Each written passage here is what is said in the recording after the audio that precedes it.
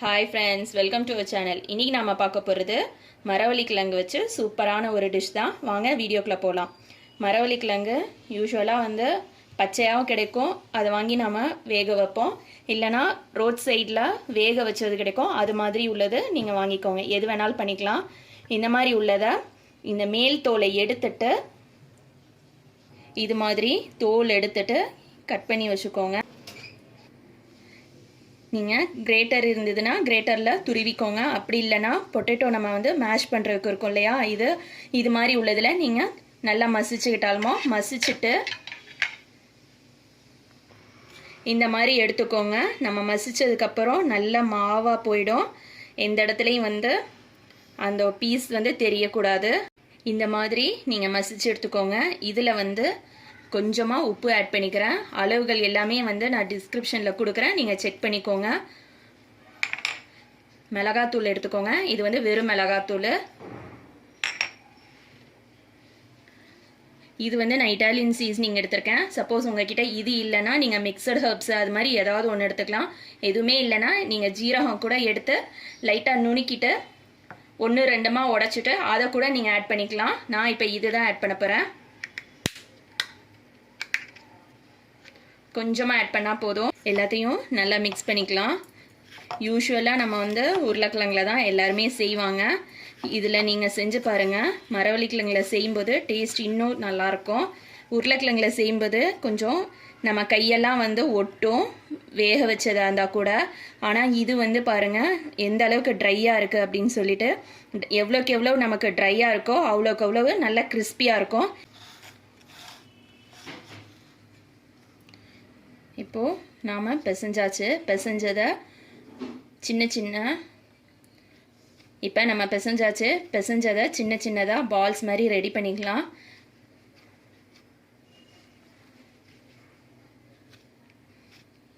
நம்ம கரெக்டாக பிசைஞ்சிட்டோம்னாக்கா ஒழுங்காக வரும்.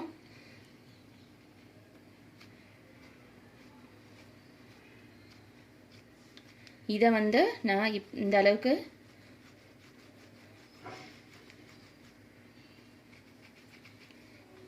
நான் இந்த ஷேப்பில் பண்ண போகிறேன். நான் ஃபுல்லாக முடிச்சுட்டு காட்டுறேன் இதே மாதிரி எல்லாத்தையும். இப்போது நம்மளோட இந்த மரவள்ளி கிழங்கு ரோல் பண்ணியாச்சு. யூஸ்வலாக பார்த்தீங்கன்னா உருளைக்கிழங்குல பண்ணுறது கொஞ்சம் சாஃப்டாக இருக்கும். லைட்டாக இருந்தாலும் உடஞ்சிடும். ஆனால் இது கொஞ்சம் ஹார்டாகவே இருக்கும். அதால் நல்ல கிறிஸ்பியாக இருக்கும். நம்ம உருளைக்கிழங்குக்கு கொஞ்சம் கார்ன்ஃப்ளவர் ஆட் பண்ணுவோம். இதுக்கு கார்ன்ஃப்ளவர்லாம் தேவையில்லை. கார்ன்ஃப்ளவர் ஜஸ்ட் ஒரு பைண்டிங்காக தான் நம்ம உருளைக்கிழங்குல ஆட் பண்ணுவோம். அந்த பைண்டிங் இதுக்கு தேவைப்படாது. இப்போது நான் கார்ன்ஃப்ளவர் எடுத்திருக்கேன். இந்த கார்ன்ஃப்ளவர் எதுக்குன்னா தண்ணி ஊற்றி கரைச்சிட்டு இதை நம்ம இதில் டிப் பண்ணி எடுக்கணும். கொஞ்சமாக தண்ணி ஊற்றிக்கிறேன்.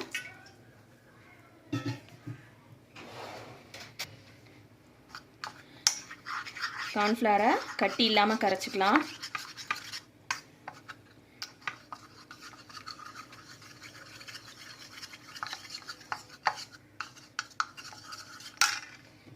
கார்ன்ஃப்ளவர் எதுக்கு அப்படின்னாக்கா நாம் இதில் டிப் பண்ணிவிட்டு இதில் நாம் பெரட்ட போகிறோம். யூஸ்வலாக நாம் பிரெட் க்ரம்ஸ் எடுத்துகிட்டு அதில் நம்ம பெரட்டுவோம். இது நான் வேறு ஒன்று எடுத்திருக்கேன், காட்டுறேன் உங்களுக்கு.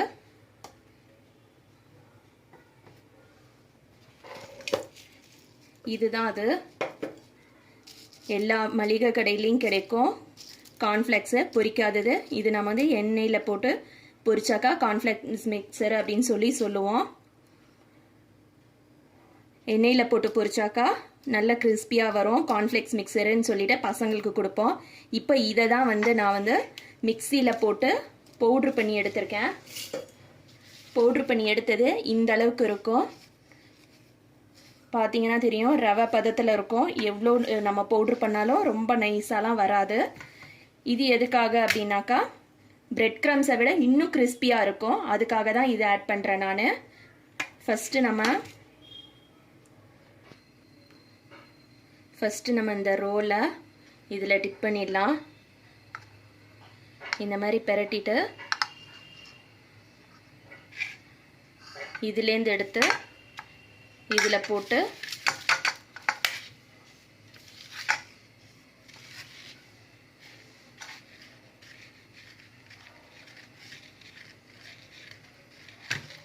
இந்த மாதிரி பெரட்டிட்டோம்னாக்கா நல்லா ஒட்டிக்கும்.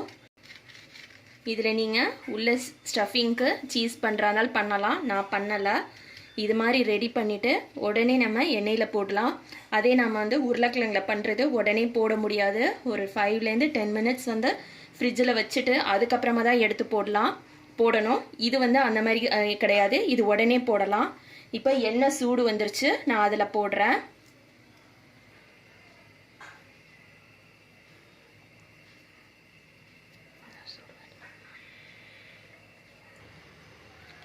எண்ணெய் சூடு வந்துருச்சு, நான் இதை வந்து ஒன்று ஒன்றா போட்டுக்கிறேன்.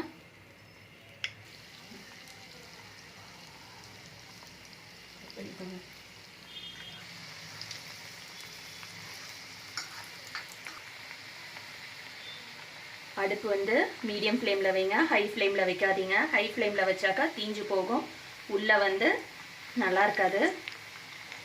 இப்போது இதை நான் வந்து லைட்டாக திருப்பி போட்டுக்கிறேன். ஏற்கனவே வெந்தது அப்படிங்கிறதுனால ரொம்ப நேரம் எண்ணெயில் போட்டு வைக்கணும்னு அவசியம் இல்லை. ஒரு பேட்ச் முடிக்கிறதுக்கு நமக்கு 5 to 7 minutes எடுத்துக்கும். நான் ஃபுல்லாக பொரிச்சிட்டு உங்களுக்கு காட்டுறேன்.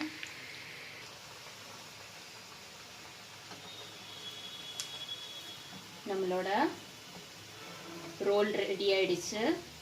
ஒன்று ஒன்றா எடுத்துடலாம்.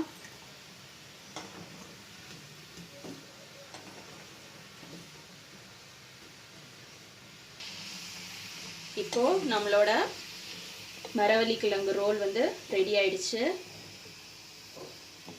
பிளேட்டில் அரேஞ்ச் பண்ணிடலாம். நம்மளோட மரவள்ளிக்கிழங்கு ரோல் வந்து ரெடி ஆயிடுச்சு.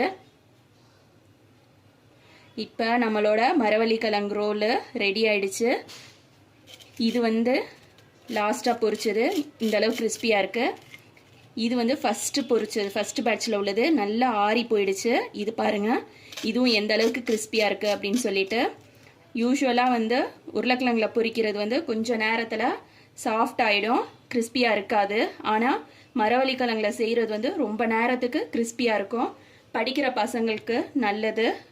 இதே மாதிரி நீங்களும் உங்கள் வீட்டில் செஞ்சு கொடுங்க. நான் இதை வந்து கட் பண்ணி காட்டுறேன் பாருங்கள்.